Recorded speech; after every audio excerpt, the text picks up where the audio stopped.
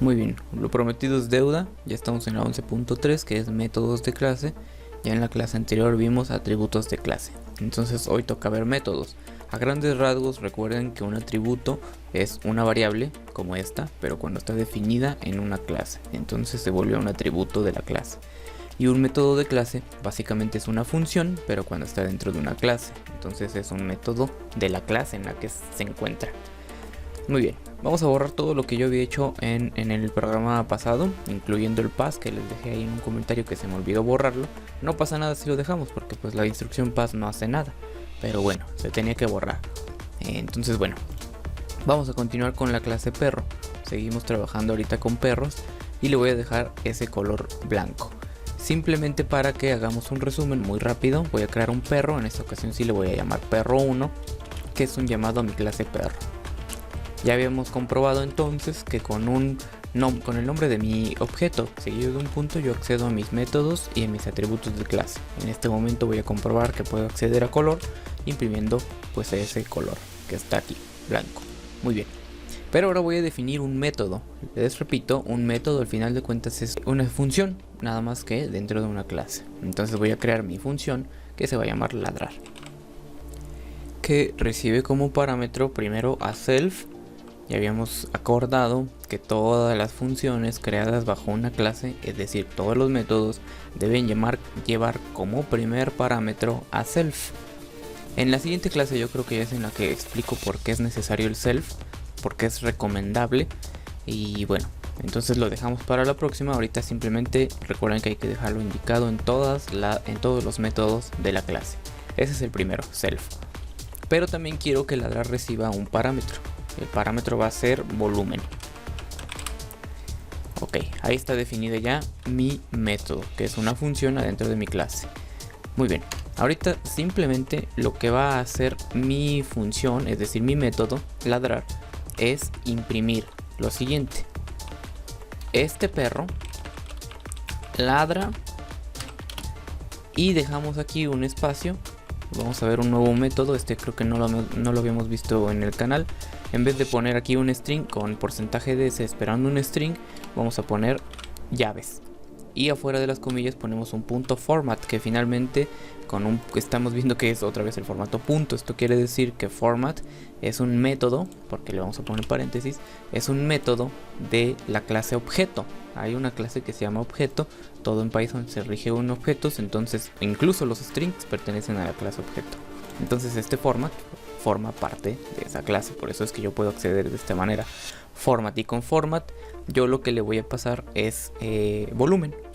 Entonces format lo que hace es cuando tenemos llaves, con punto format le pasamos los argumentos o las variables que necesiten ocupar el lugar de esas llaves.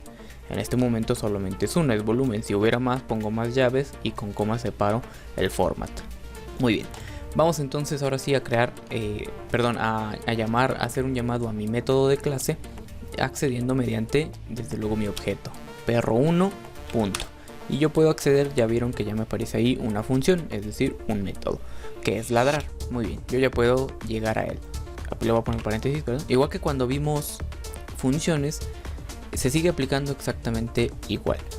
Si yo ya tengo un parámetro y este parámetro pues es requerido porque no está definido, entonces si yo hago un llamado a mi función sin enviarle argumentos, es decir, sin enviarle los parámetros que la función requiere, desde luego que me va a regresar un error y lo vamos a comprobar.